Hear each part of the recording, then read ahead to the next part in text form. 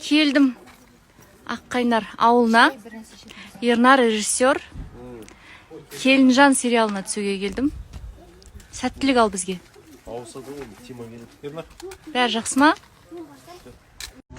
Ой, міне. Не деген әдемі медсестра мынау, сұмдық қой, мынандай врач болып жұмыс істеп. Келінжанға келді Ерке. Қандай красотка.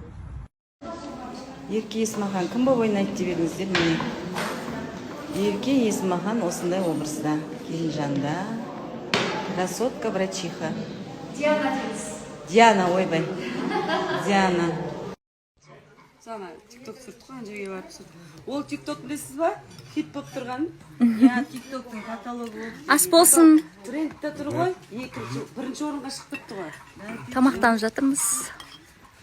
Рахмет. Түсірілім күшті өтуде деп па? Гүл әпше?